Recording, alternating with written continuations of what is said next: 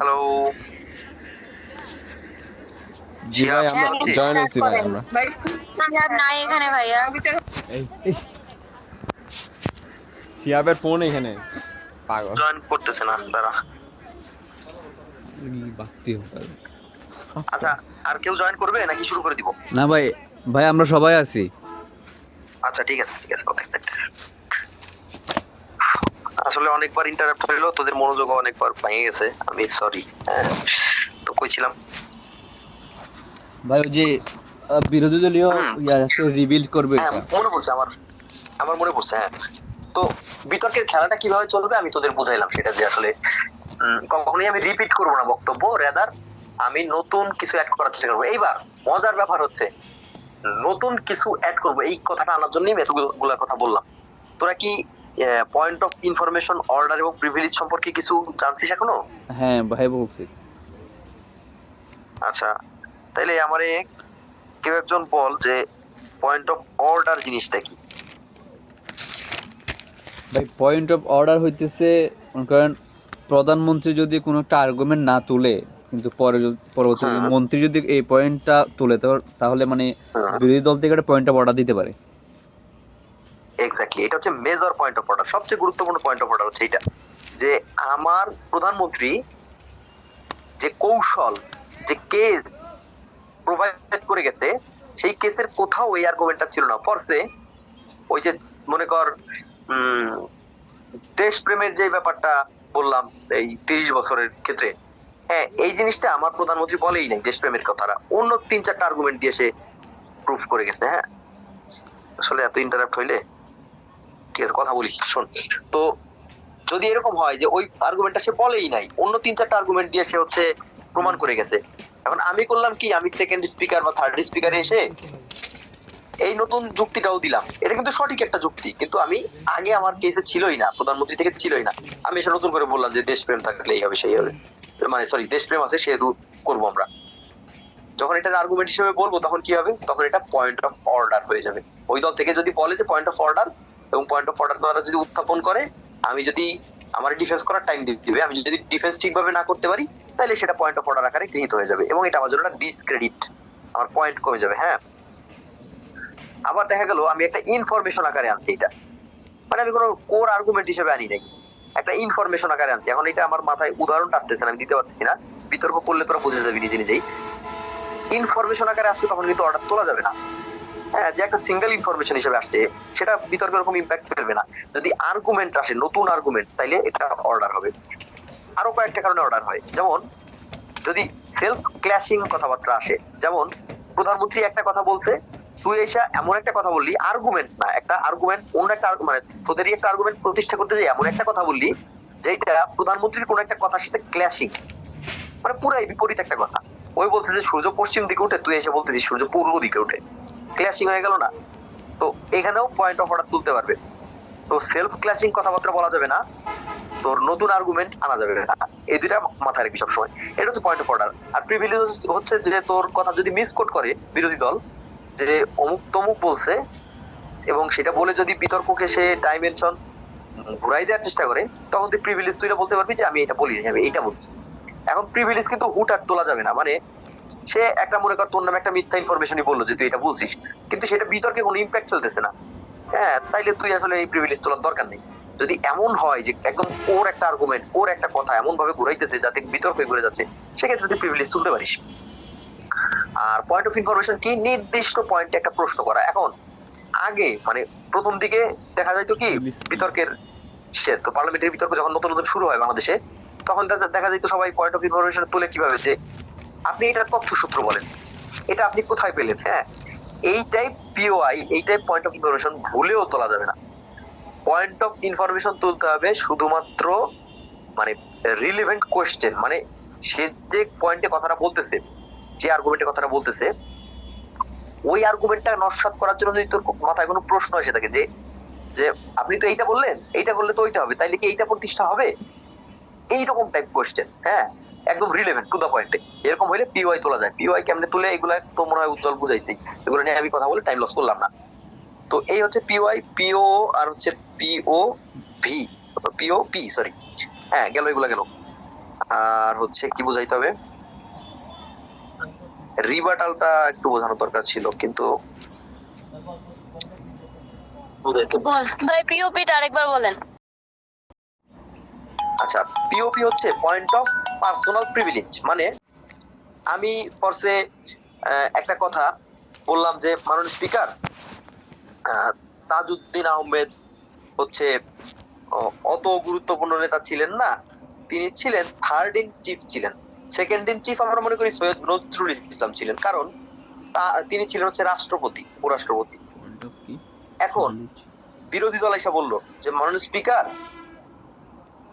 বিরোধী দলের পক্ষ মানে সরকার দলের দ্বিতীয় আহমেদের মুক্তিযুদ্ধ অবদানকে অস্বীকার করছেন এবং তিনি হচ্ছে তাজউদ্দিন আহমেদকে মুক্তিযুদ্ধের পার্ট মনে করেন না। হ্যাঁ, তাকে সুতরাং তার এই কথাটা যেহেতু ভুল, হ্যাঁ, সুতরাং তার এই আর্গুমেন্টটাই ভুল। এখন আমি কি করব, পিওপি তুলবো, পার্সোনাল প্রিভিলেজ, যে মানুষ স্পিকার মানে প্রিভিলেজ, এটা বললে মানুষ স্পিকার আমাকে ফ্লোর দিবে যে হ্যাঁ বলেন।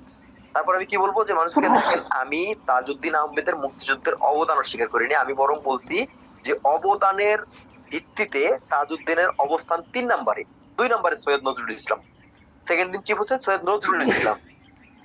এই যে আমি পিওপি তুললাম এবং বললাম, তারপর যদি গৃহীত হয় তাহলে মানুষ স্পিকার বলে হ্যাঁ আপনি এটাই বলছিলেন, ওকে গৃহীত, তাহলে ও হচ্ছে একটা ডিসক্রেডিট পাবে, আমি একটা ক্রেডিট পাবো। হ্যাঁ, এটা এটা এটা এটা কিন্তু পিওপি তোলা যাবে, কারণ আমার বক্তব্য ঘুরাই ও পুরো বিতর্কটাই ঘুরাই ফেলাইতে পারবে এখন। আর যদি এমন একটা সিলি কথা হয় যে মনে করো আমি বললাম যে মানুষ স্পিকার, তাজউদ্দিন আহমেদের বাড়ি ছিল হচ্ছে গাজীপুরে, সরি গাজীপুর, আমি বললাম তাজউদ্দিন আহমেদের বাড়ি ছিল গোপালগঞ্জ। এখন ও দ্বারাই বললো কি মানুষ স্পিকার উনি ভুল বলছে, মানে ওর বক্তব্যের সময় বললো মানুষ স্পিকার ও ভুল বলছে, গোপালগঞ্জে না, ওনার বাড়ি গাজীপুরে। এই কথায় গাজীপুর না গোপালগঞ্জ কোনো কিছু যায় আসে বিতর্কে? না আমার কথা যা আসছে না ওর কথা যাবে, এর প্রিভিলেজ তোলার দরকার নেই, চুপ করে বসে থাকবে। সো কোনো মানে ভং ভাং ইনফরমেশনে যে আমার মিসকোট করতেছে, আমি বুঝছি যে আমার মিসকোট করতেছে, কিন্তু এটা কোনো বিতর্কের রিলেভেন্সি নাই, বিতর্কে কোনো ইম্পর্টেন্স নাই, তাহলে প্রিভিলেজ তোলার দরকার নাই। এটা মাননীয় স্পিকারই বুঝবে, নিজেই বুঝে নেবে। বোঝা গেছে?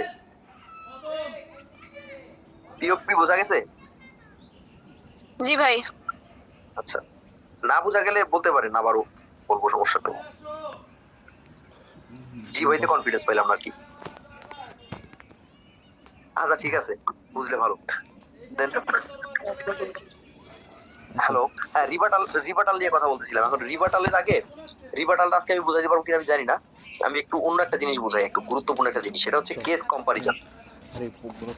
মানে যারা থার্ড স্পিকার করেন তারা এই জিনিসটা একটু বেশি বেশি শোনার চেষ্টা করবেন, এবং হচ্ছে যিনি হচ্ছে প্রধানমন্ত্রী করবেন বা বিরোধী দলীয় উপনেতা করবেন, সরি বিরোধী দলীয় নেতা করবেন, তারা যদি রিভার্ট দেন, আবার মানে আমরা কিন্তু 5 মিনিটের স্পিচের পরে আবার 3 মিনিট করে রিভার্টের টাইম পাই। তো যারা রিভার্ট দিবেন এবং যারা থার্ড স্পিকার, মূলত এটা তাদের জন্য। কেস কম্পারিজন জিনিসটা কি, মানে আমার দল থেকে আমরা তো আর্গুমেন্ট দিছি 3-4টা, মানে আমরা সামগ্রিকভাবে কি করতেছি, একটা কেস দিছি। ওই যে প্রথমে যে বলছিলাম যে কেস কেমন আছে, দুই বন্ধুর আলোচনা দিয়ে বলেছিলাম, আবার ওরাও একটা কেস। এবার কি করবো, আমি থার্ড স্পিকার হিসেবে এসে আমি দুইটা কেসকে কম্পেয়ার করব, দুইটা কেস কম্পেয়ার করে দেখাবো যে কোন কেসে লাভ বেশি, মানে আমি বিতর্ক জিতবো কেমনে, আমি মেট্রিকটা কেমনে দেখাবো। লাস্টে এসে আমি বলবো যে দেখেন মানুষ স্পিকার কয়েকটা ভাবে করা যায়। এক, আমার কেসটা হচ্ছে ইজিয়ার ওয়ে, মানে দেখা গেল কি যে দুইটা কেসেই গোলটা অ্যাচিভ হয়, তাহলে আমি কি দেখাবো যে আমারটা ইজিয়ার, আমারটা সহজ ওর থেকে। এইভাবে এইভাবে বিতর্ক যেতে যায়, মানে ইজিয়ার বললেই কিন্তু ইজিয়ার হয়ে গেল না, প্রমাণ করতে হবে কেন ইজিয়ার আমার কেসটা। এটা হচ্ছে থার্ড স্পিকারের এবং হচ্ছে এই যুক্তি খণ্ডনের কাজ। হ্যাঁ, এটা কিন্তু একদম লাস্টের যুক্তি খণ্ডনে এইগুলো বলতে হয়। আচ্ছা, এটা যদি না হয় তাহলে কি বলবো, দেখা গেল যে দুইটাতেই অ্যাচিভমেন্ট আছে, হ্যাঁ দুইটাই ইজি বা দুইটাই সমান ইজি, তাহলে দেখাবো কি অ্যাচিভমেন্ট কোনটায় বেশি, অ্যাচিভমেন্ট কোনটায় কম। আমি বলবো যে স্পিকার আমার কেসে অ্যাচিভমেন্ট বেশি, কি কি অ্যাচিভমেন্ট, এইটা এইটা এইটা এইটা, ওর কেসে অ্যাচিভমেন্ট এই দুইটা, হ্যাঁ তাহলে আমারটা উইন করবে। হ্যাঁ, এই গেল। এবার অ্যাচিভমেন্ট বাদ দেন, আরেকটা হচ্ছে ট্রেড অফ কম, মানে দেখা গেল যে দুইজনের ক্ষেত্রেই গোল অর্জন হয়, দুইজনেরটাই ইজি, হ্যাঁ, কিন্তু দেখা গেল কি কোনটার ক্ষেত্রে ট্রেড অফ, মানে ট্রেড অফ মানে বুঝেন, ট্রেড অফ মানে ধরেন আপনি আপনি গোপালগঞ্জ বিশ্ববিদ্যালয়ে যদি আপনি বিএমবি পড়তে চান, তাহলে ঢাকা বিশ্ববিদ্যালয়ের মৃত্তিকা বিজ্ঞান আপনাকে ছাড়তে হবে। মানে আপনি দুই জায়গায় চান্স পাইছেন, মৃত্তিকা বিজ্ঞান ঢাকা বিশ্ববিদ্যালয়, বিএমবি ইয়াতে গোপালগঞ্জ। এখন আপনি দুইটাতে তো পড়তে পারবেন না, যে কোনো একটাই পড়তে হবে, তাহলে একটা কি করতে হবে, ট্রেড অফ করতে হবে। তাহলে আপনি ঢাকা বিশ্ববিদ্যালয়ের মৃত্তিকা বিজ্ঞান ট্রেড অফ করে গোপালগঞ্জে বিএমবি নিছেন, হ্যাঁ, তাইলে এখানে ট্রেড অফটা হচ্ছে ঢাকা বিশ্ববিদ্যালয়ের ওই ইয়া। তো আপনি কি দেখাবেন যে মানুষ স্পিকার দুইজনই গোল অর্জন করতেছে, হ্যাঁ দুইটা কেসে হয়তো গোল অর্জন হচ্ছে, কিন্তু আমার কেসে ট্রেড অফ অনেক কম। দেখেন আমার বিসর্জন দিতে হচ্ছে কম কম জিনিস, কিন্তু ওর বিসর্জন দিতে হচ্ছে এত এত এত জিনিস, সুতরাং আমার কেসটা বেটার। আর 4 নম্বরে আর একটা জিনিস করতে পারেন, সেটা হচ্ছে লুপ হোল।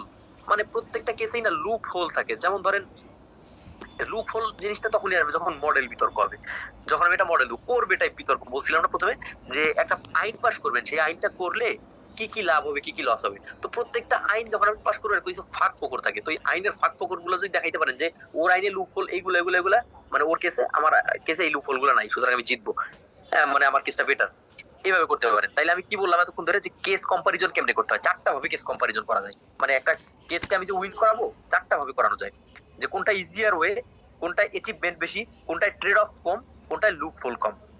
বুঝলেন কথাটা? হ্যাঁ ভাই বুঝছি। মানে পুরা বিতর্কের শেষে আপনি চেষ্টা করবেন এইটাই দেখাইতে যে আপনার কেসটা আপার হ্যান্ড ওর কেস থেকে। কেমনে দেখাবেন? 4টা জিনিস, ইজিয়ার ওয়ে, অ্যাচিভমেন্ট বেশি, ট্রেড অফ কম, লুপ হোল কম। এখন তো সন্দেহ হয়ে গেছে, আপনার কি চলে যাবেন নাকি আমি রিভার্ট নিয়ে কথা বলবো?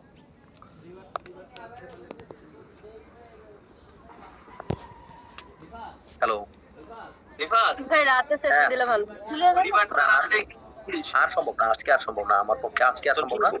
তোর কি কাজ করতে হবে রাত্রে ওইটা? হ্যাঁ হ্যাঁ, ঠিক আছে, তাইলে সমস্যা নাই। রিভার্ট মোটামুটি রিভার্ট হচ্ছে মানে যুক্তি খণ্ডন। এখন রিভার্টের কয়েকটা ক্যাটাগরি আছে, রিভার্ট নিয়ে আলাদা সেশন না নিলে আসলে কথা বলা সম্ভব না। তো আপাতত এখানে শেষ করি আমরা। হ্যাঁ রিভার্ট নিয়ে যদি পারা যায়, বা কালকে ফুলদমে ডিবেট করাবো, কথা বুঝতে পারছিস? হুম কালকে ইকোনমিক্স আছে না, ইকোনমিক্স হুম ইকোনমিক্স আজকে ডিবেট করাইলো, দেখলাম এখানে, বুঝছস?